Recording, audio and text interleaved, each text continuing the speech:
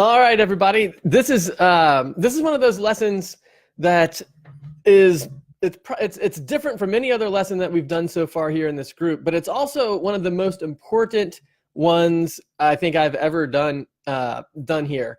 And I've been thinking about how to go about it. And one of the things that's kind of cool is I think this is the 52nd time, the 52nd training that we've done here in the group. So we've got 52 of these videos out here now, which is pretty exciting, pretty cool. And as of right now, the group is almost at 600 people, which is really awesome. I love the growth that we're getting here. But this particular lesson is different from all the other ones that we've talked about before, because we talk a lot about, finding leads and, building, the things that you can do to build your business, the things that you can do to generate the results that your clients are looking for. How do you get recurring revenue? How do you run like a high value client meeting? These are all the types of things that we've been talking about, but we haven't really talked about the fundamental concept that all of the other things depend upon. And so I liken it to this. So if you want to bake a cake, if you're putting a cake together, you can have all the ingredients laid out. You can have the eggs, the flour, the sugar, the icing, all of it there. But if you don't have an oven, you're never going to get a cake. And so today I want to talk to you about how do you get that oven? Like, how do you get that one thing that you have to have if you want to build a successful business? And it doesn't really involve your technical skills. It doesn't really involve your writing capabilities or even your marketing or your sales. All of those things are dependent upon this thing. And that is, how do you think about your business? What thoughts and beliefs do you hold about your business and about the value that you can bring to your clients? And so, a lot of times people refer to this as mindset. I don't usually like to use the word mindset very often because there's so many meanings behind what a mindset is. And that, but that is essentially what we're talking about, but not in any sort of a cliche way. And the bottom line is this: if you want to grow a business, you will never have your business outgrow your beliefs. So if you believe things like, WordPress developers can't earn more than $35,000 per year, or you might believe things like, other people might be able to sell, $5,000 websites, but I can't. Or you might believe things like, every time I talk to a client, they always say that the price is too high, or whatever. There's all of these beliefs. And I've talked to over 200 people over the past couple of months, some from this group, some from other places. And one of the main things that I hear people say in one form or another, they articulate these very limiting beliefs about their business. And then they don't say anything at all about what they do to combat the beliefs. And if you start out believing that you're not going to be able to do well in one way or another, then you'll never be able to break out of that. You'll never be able to show up at a meeting. For example, I was just talking to someone who said, when I show up at a client meeting, I don't believe that I can offer anything that's worth more than, say, $2,000, $2,500. But he also said, I believe that what I can deliver is worth at least $5,000. And if the client really wants to be able to get the kind of results that I can deliver, then it's totally worth $5,000, $3,000 to $5,000 at least to invest to be able to get the kind of results that you can deliver as a WordPress consultant. But at the same time, he also believes that he can't say a price over $2,500. And so that's a really limiting thing. So what I want to talk to you today about is, how do you bust out of that? What can you do to break out of that huge problem and actually get a belief system that's going to allow you to generate the kinds of results that you want for yourself, the results you want for your clients, and to build a business that can actually thrive. And one of those things, one of the really critical things to that is the first step, if you will, is to take an offensive approach to your mindset. And so what I mean by that is, don't just sit there and be reactionary. So for example, don't sit there and just let your thoughts run wild. What I'm suggesting is you need to take an offensive, intentional approach to figuring out what thoughts you want to entertain and what thoughts you do not want to entertain, what beliefs that you want to have and what beliefs that you don't want to have. And the reason that I say that, and I'm so emphatic about how urgent of a shift this is in your business, is because you can't grow a business believing that you can't grow a business. And so all that is to say, if you feel like you can have a successful business, or if you feel like you can't have a successful business, either way, you're right. That's the bottom line. If you believe it's going to work out, or if you believe it's not going to work out, either way, you're right. And so the point that I'm making here is, if you want to have a business where you can genuinely support and serve and love on your clients and bring them the kinds of results that they're looking for, while at the same time building an income stream and a revenue stream for yourself that gives you the opportunity to be able to serve at this level, then you have to be able to think through how you're going to get there. And your belief system is the biggest thing. If you don't have the belief system, if your mindset is a mess, you can't achieve these goals. So now let's go into it a little bit more specifically, because that's the high level, that's the foundation of how all of this works. But let's dive into exactly what it means. What is a belief in the first place, for example? So the way that I'm talking about this is a belief is something that you think and you support it up with evidence. But the problem is, you see what you're looking for. And that's where the evidence comes from. And so you might think that your belief system is something that's just arbitrary and it just happens, and that you just look at the facts or whatever, and then that's how you establish your beliefs about your business, about your pricing, about what you can do, about the success you'll have, about your clients, about all the different things that are out there. But the thing that's missing, that almost everyone seems to miss, is the evidence is what you're looking for. You can't see all of the things. There's too many things to see. If you've ever watched any sort of scientific study on, like eyewitness accounts that people use in courtrooms or anything like that, what you'll find is that people can't see everything. They can only see the things that they're looking for. And here's an example. So for example, if you ever wanted to go out and buy like a new car, and you're wondering I wonder if anybody else drives the kind of car that I want. Like, for example, I'm kind of thinking about, I might go out and buy like a Toyota Tacoma. I'd like to get a Tacoma, right? And so I just kind of been thinking about it recently. But now every time I go out onto the road, it seems like everybody's driving Tacomas, because I'm looking for that particular car. Whereas a couple of months ago, if someone said, how many Tacomas do you see? I would say, I never see any. And so the point is, you see the things that you're looking for.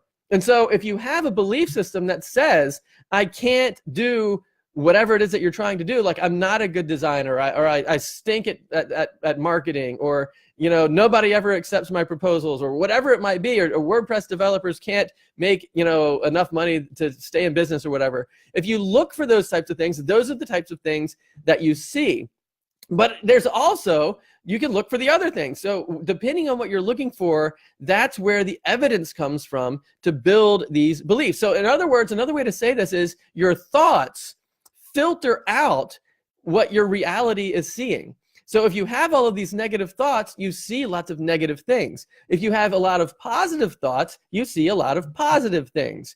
And when you see a lot of things, those things that you're seeing build up and embrace your perspective on reality, on your business, on things that are going on. And the more evidence that you have, the stronger the belief becomes. And so the more you see yourself having success, the more strongly you believe that you're having success and that you will continue to have it. But the same is true on the negative side. The more you think, I'm not good enough, I don't have what it takes, I'm an imposter, I don't know what to do, all of these different types of things, the more you see that sort of stuff, the more you begin to feel like that is really the reality. That's the belief. And so what I'm saying to you today is, if you feel like that's you, if you feel like you have a belief system that's limiting your business, you need to change those beliefs. And I don't mean change them in like a hocus pocus sort of way where you just start thinking differently. I mean, change the beliefs in a way so that you actually do fundamentally change your view as to what you do, as to your value, as to your business, as to the likelihood of your success. All of those types of things need to be changed. And the biggest issue that I've seen most people have is, in one form or another, a lot of people will tell me something like, I'm not enough. I don't have what it takes. I can't, other people are better than I am. I'm not enough. And because I'm not enough, therefore I'm not worthy of and then you fill in the blank, whether it's you're not worthy of charging the prices you want, whether you're not worthy of whatever, being a business owner, the success that you want. Generally speaking, people tend to feel like they're not enough. And so I was actually just talking to my daughter about this just last night. And the thing is, most people, like I would say probably all people, it's very rare that I ever apply anything to all people, but I think this does apply. I think all people tend towards believing they're not enough. And if they just kind of go with the flow, you end up downstream in this big pile of leaves and mess, where you just believe that you don't have what it takes, you're not enough, you're not going to be good enough to do what you want, and therefore you're not going to get the success, you're not worthy of the success, whatever. But in order to overcome that, you don't have to just float downstream. You can actually resist that and actually go upstream. And so what I'm saying by that is, if you want to have the mindset of someone who is a powerful and charismatic and authoritative leader that's going to lead your clients into a level of success that's greater than they would be without you, if you want to be able to lead your clients like that, then what you need to be able to do is you need to proactively and assertively pursue the mindset of a leader. And so that takes effort, it takes energy, it takes a plan. You have to do something about it. You have to put energy into doing those types of things. And if you do, then you're going to be able to start seeing results and success and changes, and it fundamentally shifts the type of business you have, and it brings power into your business and into your life and into your relationships in every area of your life. If you begin to change your mindset like this, you fundamentally change all of the things that revolve around your mindset. So that brings up this big question. Okay, all right, Lee. So I understand that most people have this negative tendency towards believing they can't do a thing, or they don't have enough, or whatever things are pulling them down. It's really easy just to kind of get swept up in that and push downstream. So how do you break out of it? How do you start making forward progress to be able to shift into the position that you really want to be in? And so I want to talk a little bit about that, because sometimes people will say that it's impossible, or at least very, very difficult to change a belief. And so how do you do it? How do you change a belief? Like, what do you do about making that shift? And so I want to start out talking about the fact that people change their beliefs all of the time, even really strong, powerful beliefs. And they do it by changing the evidence that they're using to support the belief. So, for example, I used to believe in Santa Claus, right? I know a lot of people used to believe in Santa Claus. And I can even remember, we would set out the cookies and the carrots, and then Santa would come and eat the cookies at midnight or whatever, right by the fireplace. And, my dad would say, hey, did you hear the bells on the roof and all this stuff? And my parents really played it up. And like, if someone said, where did all the presents come from? I'd be like, Santa brings the presents. And so, but then I have an older brother, and he somehow figured out that actually mom and dad were actually Santa. And so I didn't believe it when he said mom and dad were Santa. I was like, that's no way. How could they? So who eats all the cookies? Who stays up till midnight? Who's doing all that?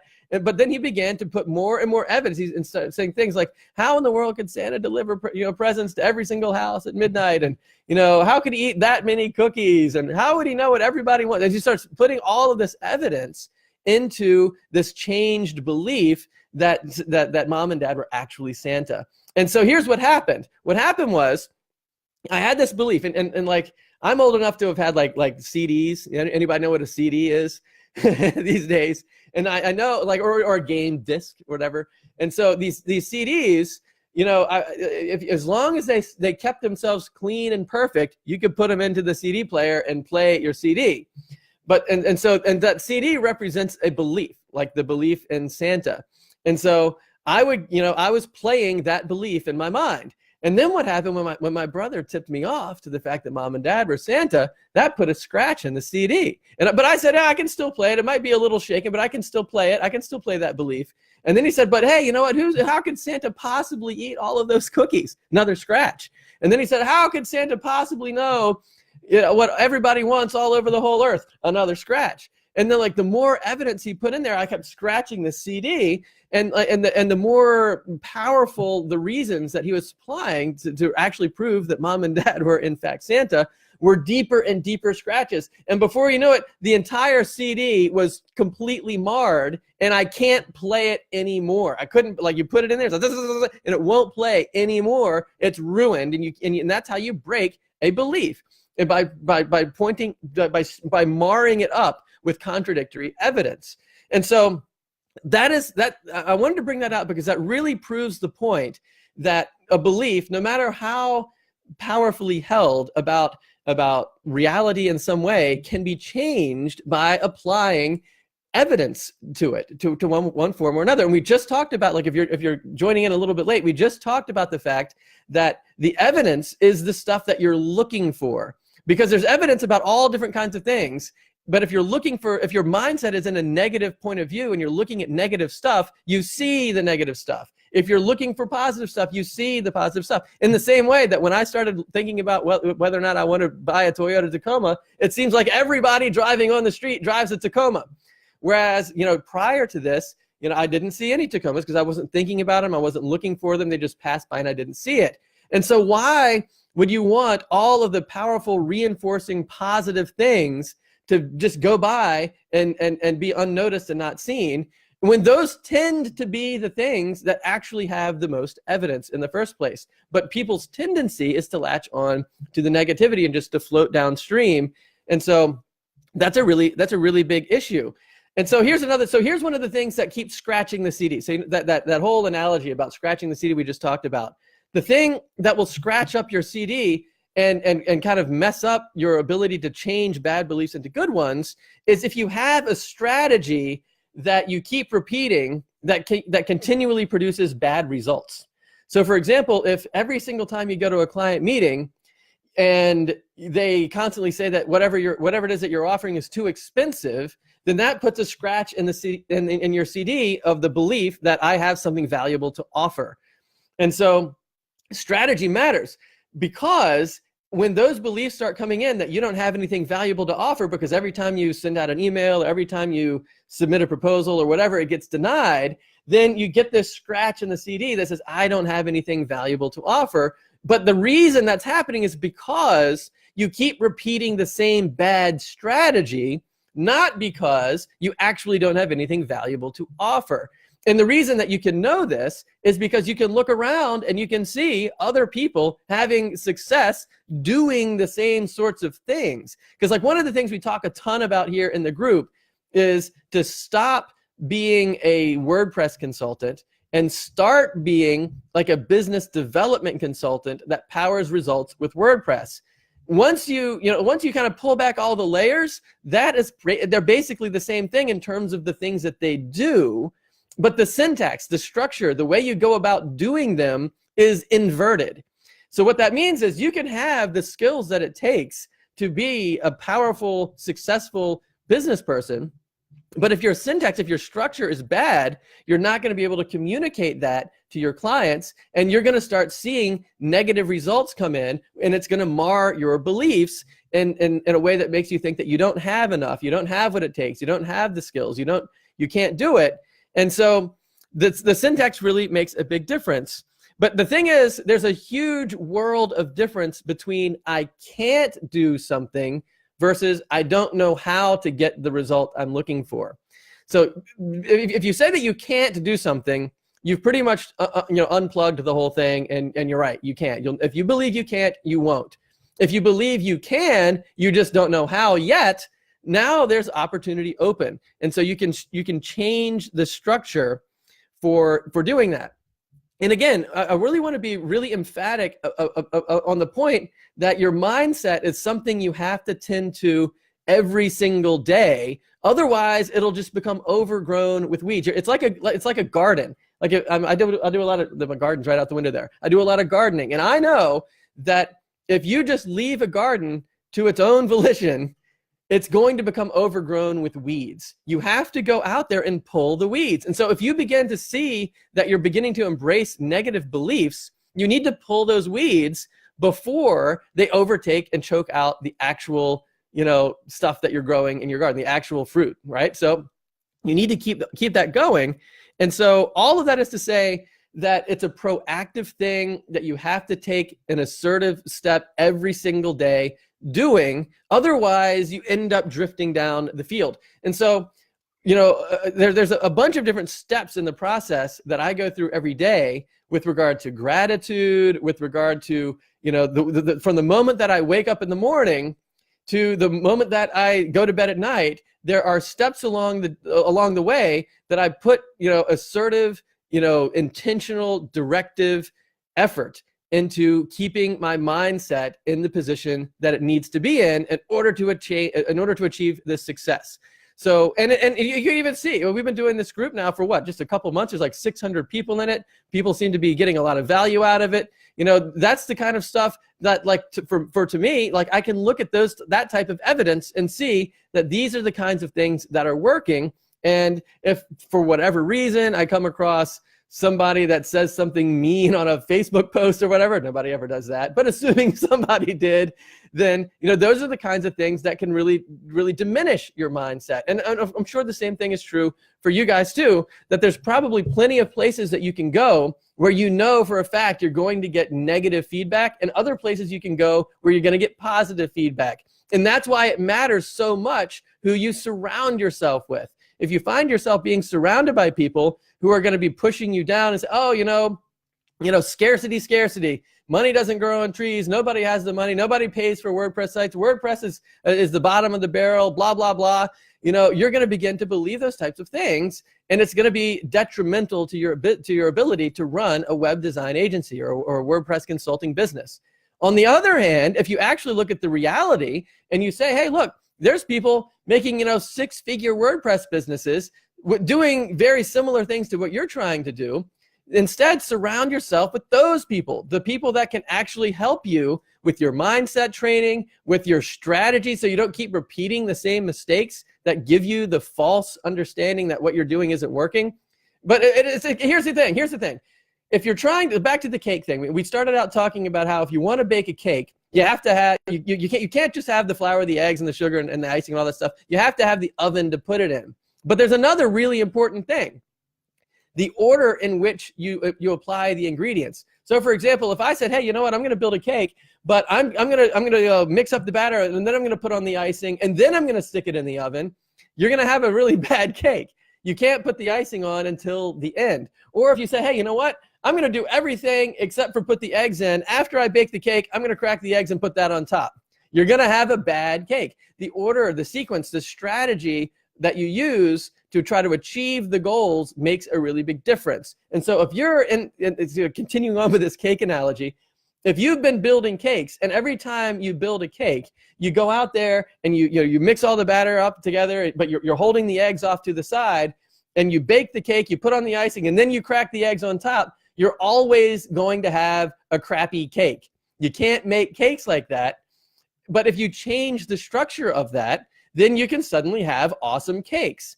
And that's the point of this group here. The point is, so many people I talk to are really, really nice people that care about themselves, that care about their clients. They want to do a good job. They don't even feel comfortable charging a high price because they care so much about their clients. And so one of the main things that I talk to people about with regard to that is, oftentimes charging a low price is actually a bad thing for your clients for a couple of reasons. One reason is, if you're not charging enough, you're not able to afford to spend the time it takes to make a big difference. There's nobody there to continue to put the gas in the tank, so to speak. There's nobody there to really ramp things up if you're not charging enough. So that's going to be bad for you, and it's going to be bad for your clients. And so that's one of these limiting beliefs that people will have, that I don't feel comfortable charging enough because my clients can't afford it. And what I say is, your clients really can't afford if you don't charge enough, because then they're going to put down a big chunk of money and they're going to get nothing out of it. So, one of the things I was talking about maybe earlier last week, not in this group, but somewhere else, was, not everybody needs a $5,000 website. I know that. Everybody knows that. You know that. We all know that not everybody needs a $5,000 website. But nobody needs a website that's less than $2,000. And the reason is, if somebody wants a website that's less than $2,000, they ought to just go onto Wix and build it for themselves for free. If all they need is a couple of pages in a contact form, they should either go onto Wix and do it for themselves for free, or they should go onto Upwork and get somebody to do it for like $400 or something. Because the outcome is going to be a couple of pages on this on the internet that nobody looks at, that doesn't do anything. On the other hand, if your client is actually interested in building an online presence for themselves that makes a difference for their business, then they have to be able to invest in doing that and invest in you to be able to help them do that on an ongoing basis. And so that's the whole approach to that. The strategy that I'm talking about is, how do you shift into being able to make an offer like that your clients are excited and thanking you for accepting?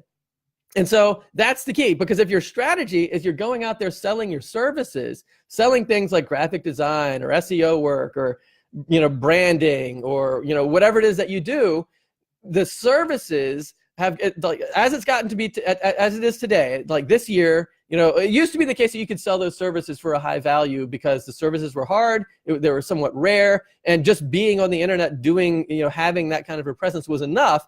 But today it doesn't matter. There's things like Upwork and Wix and really low budget developers that can provide those services.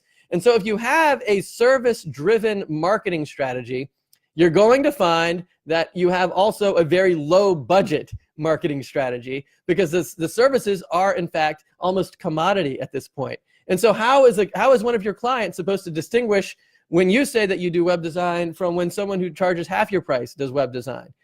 The web design, which is the service, doesn't mean anything. So what you need to do is you need to shift your strategy into more of a results-driven marketing system as opposed to a service-driven or a service-based marketing system. And so when you do that, then you'll begin to experience a change in your results, because you'll be lifting your clients to a level of success that they otherwise wouldn't be able to achieve without you, because they don't know how to get the results. They might know about the names of services that they might need, like, for example, web design or SEO or, branding or content marketing. They might know the names of some of those services, but they don't know how to deploy the services in a way that drives results. And so if you show up being able to drive the results that they're looking for, now you're set apart from all of the other low budget alternatives, whether it is lower priced WordPress developers or people on Fiverr or Upwork or, do-it-yourself builders like Wix or Weebly or whatever. All of those other systems put the entire burden of success on the shoulders of your client, because they're offering services, and services don't do anything.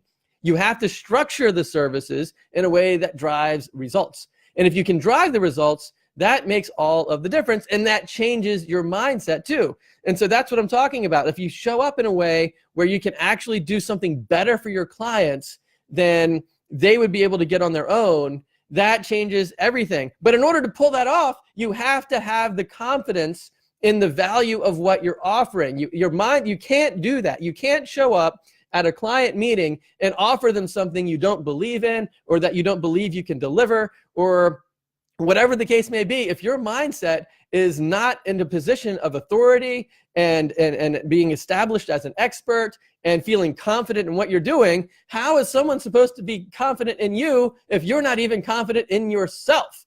So that's why the mindset that we're talking about today is such an important issue. And that's why you can find all the clients you want. You can submit all the proposals that you want. You can, do whatever. You can write as many blog posts as you want. We're going to have, by the way, I'm going to be talking about the whole concept of hiding behind your blog in a future session, because that's an important point too. The whole concept of getting ready to get ready, but never really doing anything.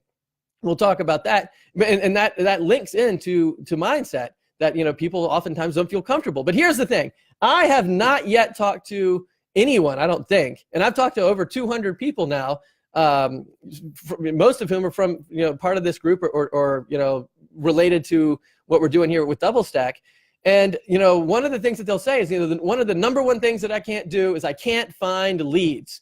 And as we begin to dive into the situation, I've got a 4-step strategy on exactly how to find leads. And so I'll walk you through that 4-step strategy. And you know what? Everybody can find at least a dozen leads, it seems. At least a dozen leads. And so then I say, oh, well, so we just identified a dozen people. How come you're not working with them? What's the problem? Why aren't you going out there? And you know what it is? It's not that they don't have the leads, and they don't have anything to offer the leads. That's what the problem is. They don't feel comfortable going out there and making an offer. And so that's the mindset issue we're talking about. It's people either feel uncomfortable, they feel like the sales is sleazy, or, they don't want to put pressure on people. And neither do I. I don't want to put pressure on anybody or do anything uncomfortable. Nobody wants that. But if you offer results that people want, then it's not that way. You know how you can put pressure on somebody and make it feel uncomfortable is start trying to make them buy services that they don't understand, or that overwhelms them, or that they just feel pressured into buying because they feel like they have to. That's the problem. That's how these strategy sessions that people have when they go out there and they start asking questions that clients don't know, like, what do you want your customer's experience to be on your website, or how many pages do you want, and how do you want to structure all that, and blah blah blah. Your clients don't know the answers to those questions. And so that's how you make people feel uncomfortable. And that's a strategy that's going to just be a low value type of thing. And the issue is, the reason that people aren't going back out and talking to these 10 or 12 or 15 or 20 clients that we're able to identify right off the bat over the course of like 5 minutes is because they don't want to do it. And it's not because they don't necessarily want to do it. It's because they don't feel good about doing it. They feel like they'll either get shot down, or they can't charge enough to make it worthwhile, or it's going to be too much work and they have to spend too many hours, and they can't charge for the hours, or the clients are going to be upset, or whatever. All of it comes down to a belief system that's preventing them from wanting to go out and connect them with their clients. And that is exactly what I'm offering to help you guys with. And I know how huge of an impact it can make, not only in your business, but in the businesses of the clients that you're going to be working with. Because once you unlock the secret to success for yourself, you can do the same thing for your clients so that they can reach out to the clients that they can help. And so let's see, I kind of got carried away. Let me make sure I've covered all the points that I want to make here. So, okay, I think I did. I had a lot of things to say. And this has kind of gone a little bit longer than some of our previous ones, but this is such an important issue. In fact, I might even do a follow-up one on this based on what people have to say. So if this has been something that's been helpful to you, go ahead and just make a little comment or give me a high five, boop, into the comments there, and just let me know that this is something that you found useful. And if you're running into a situation where like a belief system is kind of standing in your way, then what is that? Like, what belief system do you have? Or can you kind of put your finger on a belief that you have right now that's preventing you from wanting to go out? Like, even if you had access to a bunch of leads, can you think of like, what's the system, or what's the belief that's preventing you from wanting to actually make an offer to your clients? Do you believe that there's just nothing that you can do that's worth $5,000? Or do you believe that, no matter what somebody pays for their website, they're not going to get a positive return on investment? Like, they're going to pay you more than the website's going to generate for them? Is that the issue? Or do you believe that if you make an offer to someone, that it's going to somehow be like the sleazy, like Amway people thing, that it's going to ruin your relationship? Is that a belief that you have? Like, what belief system that do you have that you feel like is holding you back? Just put that in the comments and we can address that kind of stuff. So the bottom line about all of these types of things is, if you want to offer real value to clients and you're committed to doing that, then let's talk about it. So because there's so many people out there that need your help. There's so many people out there that need to get online and to have success online. And if you're going to be running a business, everyone, I know, we all know that you have to have a strong online presence to do it. And so if that's like, you wouldn't be watching this video. You certainly wouldn't make it this deep into this video if you were the kind of person who just wanted to just crank out sites for the sake of the sites. If you're watching this video, you're thinking, I want to do awesome work for my clients. I want to be able to do, have an awesome business for myself. I want to have this, full win thing all around, but you feel like you're being held back by something. So if that's you, let's get out there and fix that problem, because if you don't fix that problem, then all of these people that are out there that need your help, they're not going to get the help. And people are just going to show up and they're going to continue to offer services to business owners, and the business owners are going to have no idea what to do with the services, and therefore nothing's going to, you know what just came to mind? When I was a kid, I played the guitar, and we talked about that before. I've been playing the guitar since I was, 13 years old.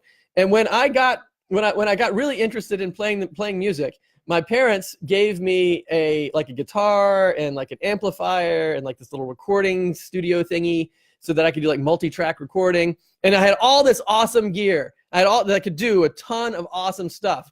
And guess what? I couldn't do anything with it. I couldn't make anything with it. You know why? Because I didn't know how to put all of that stuff together in a way that actually produced songs. I didn't really know how to play the guitar that well. I didn't know how to work the mixer. I didn't know how to tweak the settings on the amplifier right so it sounded good.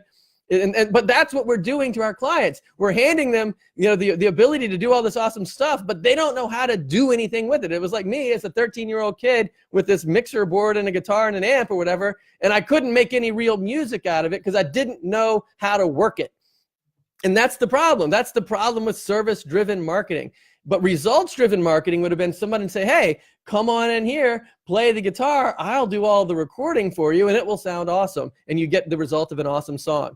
And so if that's what that's what clients need. That's what I would have needed in that situation with the music thing. That's what your clients need with regard to their website and the things that you can do for them. They need somebody to come in and say, here is what you need to do. They need the leadership. They need the integrity that you're bringing. And if it's not you out there doing it, if it's not the people like you guys that actually care about your clients, then what's going to happen is somebody's going to go, somebody's going to find them, and the kind of person that just wants to sell them a $2,000 website that's not going to do anything for them, and it's going to be a bad investment, but they just want to do it because they want the money from it or whatever. And so if without you guys out there, protecting your clients from that type of bad situation, then everybody is going to go unserved. And so if you feel like you're being held back because you have this strategy where it's like baking the cake, but then you put the eggs on last, and consequently all your cakes stink, and you want to fix that, let's talk about how to fix it. That's the whole point. The whole point of what we're doing here is figuring out how that you can get out there and take the skills that you have, but also add to them some tools and some technical skills that can actually drive the kind of results your clients want. Then we'll put together business development packages that you can offer to your clients so that they get the results that they want. And we'll wrap all of that up with a business structure for your own business that will enable you to scale to like $5,000 to $10,000 per month consistently, because you don't have to keep finding clients all the time. So like right now, we're entering in the holiday season where not a whole lot of people want to build websites right now, but they have websites out there. So what can you do with the sites they already have? Start offering some of those types of packages. And so if those are the kinds of things you want to figure out, if that's what you're working on, let's talk about that so that you don't keep putting the eggs on the top of your cake, right? So that you actually have a structure that works. And then you'll begin to see the results coming in. And then you'll begin to demolish all the negative, bad beliefs that you can't do what you actually know you can do. And that's how you fix your whole situation. That's how you build a powerful business. It's the single most important thing that I can say to anybody interested in running a web agency or a web design business or a WordPress consulting business. The single most important thing is to fix your mindset and your beliefs about what you can do. And, and there's a bunch of things that can go into that. And if that's the kind of thing, if you feel like this is kind of resonating with you, then, give me a high five in the comments and head over to doublestack.net/call, and let's talk about how you can do this for your clients, for your market, for the people you want to work with, for the skill sets that you have and that you want to develop, really specific stuff for exactly what you're working through. Let's talk about it. We'll get on the phone for like 45 minutes and we'll dive into your pricing. Maybe your marketing is messing stuff up. Maybe your mindset, maybe you just have some limiting beliefs that you want to bust through. We'll talk about all of those things. And it's a totally free call. Everyone knows that I have the DoubleStack program. I offer a training program. If it's the kind of thing that, that it seems like it's going to be a good fit to work together and you want my help implementing the stuff we talk about into your business, we can talk about that too. See if it's a good fit for both of us. If it's not, if you don't want that, that's totally fine too. So this 45-minute training session, this one-on-one call thing, it's not a sales program for my DoubleStack program. If you want to be part of the program, we can talk about it. But if you don't, that's totally fine too. So the point is, let's talk about what you're doing in your business, how you can get the success that you're looking for, how you can, scratch up all of the CDs of crappy beliefs that are holding you back, and put brand new CDs of all of the awesome things that you can deliver for your clients, for yourself, how you can serve people, how you can love the clients that are in your life in a better way, in a deeper way, a more meaningful way that will have a huge impact, not only for them, but also for you. That's what we're talking about. Head over to doublestack.net/call. I've got my personal schedule, so it's not going to be anybody else that works here or whatever. It's you and me talking about this stuff. And if that sounds like what you want, let's do it. It's a free thing. I can't understand why anybody would never do that. If it was me, I would be scheduling a call right this second. If I felt like I had the skills, but I just kept, putting the eggs on the top of the cake or whatever, I would be freaking scheduling the call right now. And that's my encouragement to you. I'm genuinely offering this for free and would love to talk to you guys about this stuff to kind of get things pointing in the right direction.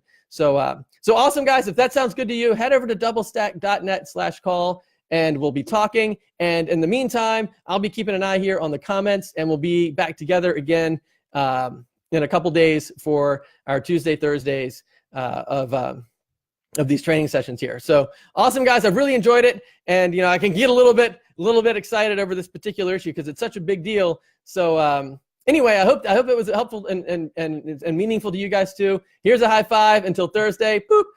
Tuesdays and Thursdays, 2 p.m. Eastern. And I look forward to talking to you guys again soon. So again, go ahead and put a high five down here in the comments, or just ask a question. I'll be keeping an eye on this throughout the week as well. Awesome, guys. It was great talking to you, and look forward to seeing you guys Thursday. Take care.